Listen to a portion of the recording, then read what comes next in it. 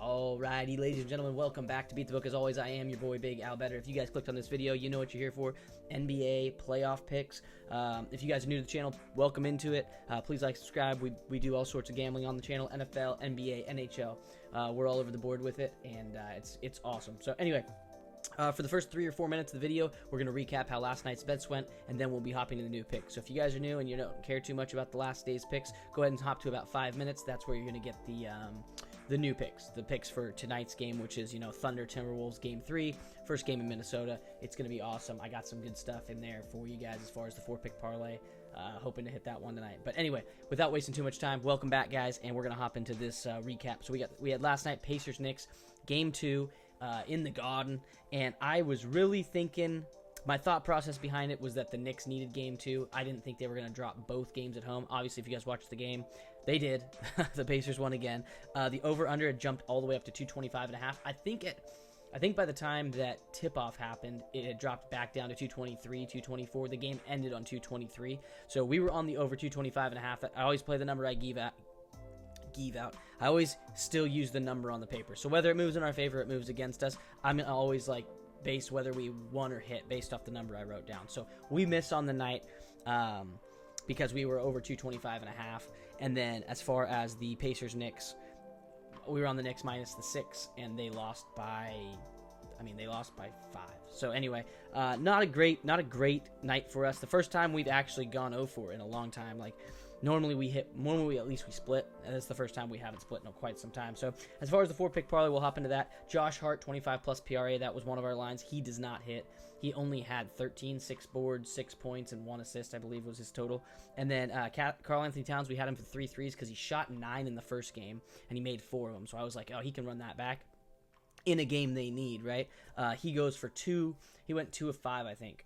So he only made 2, so we missed on that. Obi Toppin, 13 plus PRA. I thought he'd bounce back. He had an 18 PRA game in game 1, so I thought, hey, just get to 13, not a big deal. He ends at 10, I think. And then Jalen Brunson, 30 plus points. He showed up for us. He had a 38, 39 point game. So he covered for us, but he was the only one to cover in this 4-pick parlay. So unfortunately, that thing's dead on arrival. But such is life. We've kind of been unlucky with the 4-pick parlays lately. They have not been hitting well for us. But that is what the parlays are. As always, as I try to tell you guys, if you guys are betting on these 4-pick parlays, I know it's enticing to bet it because it's always a plus 1,000 or plus 900. If you are going to bet it, use small amounts. Don't use the same amount you're putting on the over, under, and spread, because those are the actual real bets that you want to consistently make those. And as long as you hit over 55%, 53%, you're going to be profitable long term. But the parlays, I do those for fun, and I put them out there for fun. So don't be putting lots of your hard-earned money on that, because that's a quick way to lose a lot of hard-earned money, So, all right, without wasting too much time here, we'll go ahead and just skip to, I guess I only used 3 minutes to recap that. I did not expect the Pacers to come out and just dog walk the Knicks and take both games. So now they go back to Indianapolis, and they might just sweep them, dude. I don't know. I'm not mad about it because I'm mad we lost the bet, obviously, but we have the Pacers and Knicks. We made a bet on them at the beginning of the season. I have a video out of that. I actually have a short out of that for the Cavs too, but we took 6 teams across the playoff landscape right before the playoffs started. 2 of the teams, all our West teams are dead. We had the Lakers, we had the Rockets, and we had the Nuggets.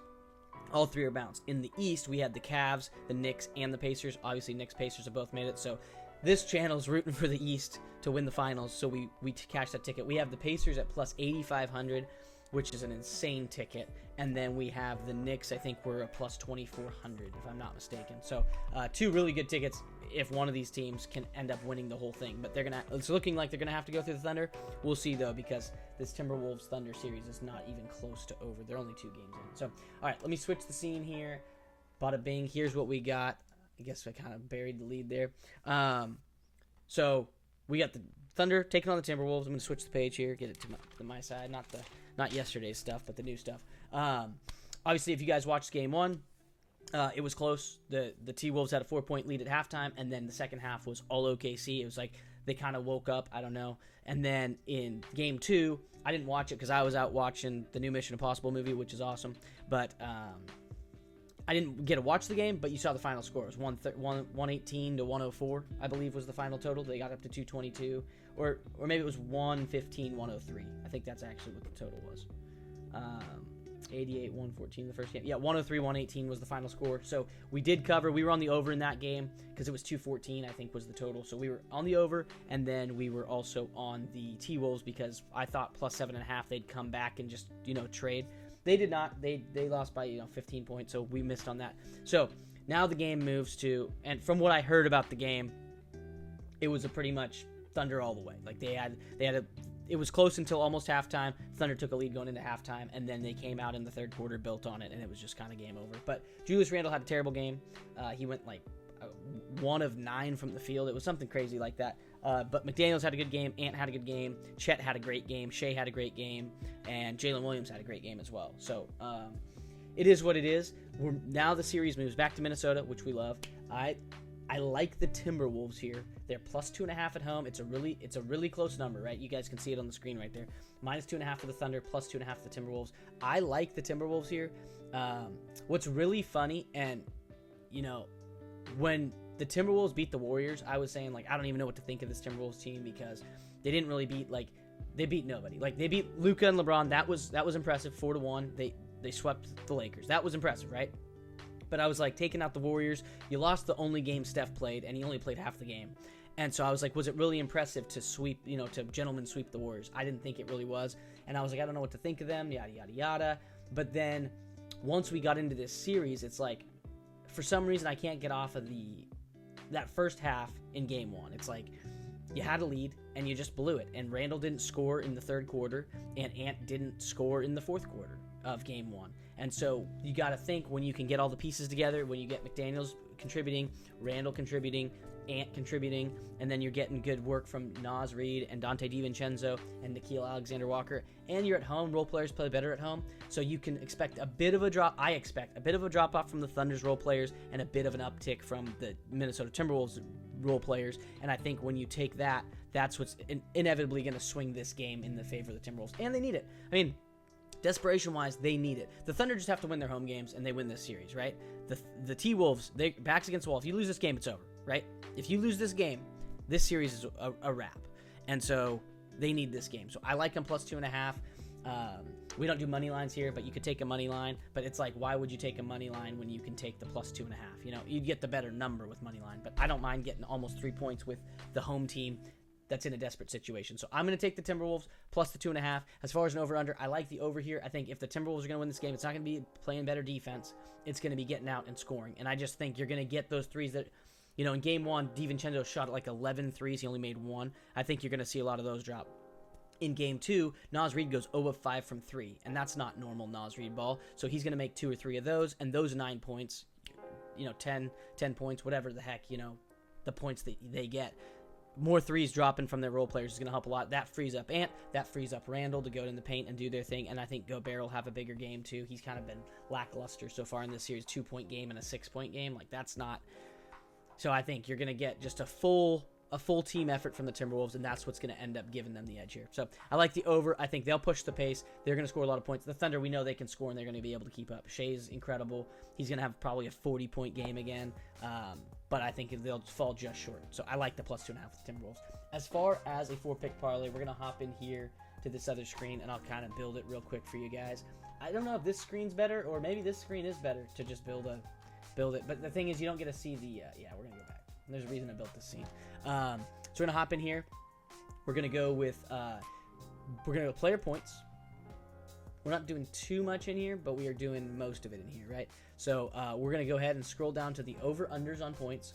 We want Chet Holmgren. Oh, it moved to 14.5. That's bollocks. I liked him under 15.5. This line just moved to 14.5, and there's no slide around here to move it to under 15.5. But anyway, so we're going to take Chet Holmgren's under on his points. Hopefully, the books you guys shop, you can get him at 15.5. That's what I really like. I like him to get to 15, but not go over. But we'll take 14.5 because we have to. Then we're going to go ahead and take Julius Randle, wherever he's at right there, boom, over his line. He only had 6 points in the last game. That is not Julius Randle. He had 6 or 7 straight games going over 20 points. I think he does it again. And he doesn't have to get to 20. He just has to get to 17.5. If you wanted to juice it, you could just go up here and take Randall. I don't want to cover it up, but you could take Randall at 20 points. It's plus 125. For the sake of the parlay, I want it to hit, so we're not going to do that. But if you like that, I like Randall to go over 20 points again in this game. So I like that as just a single bet if you want to do, or like I said, if you want to juice the parlay. Next, we're going to go with McDaniels, Jaden McDaniels, right here. We're going to take him for 14. His line's 14.5.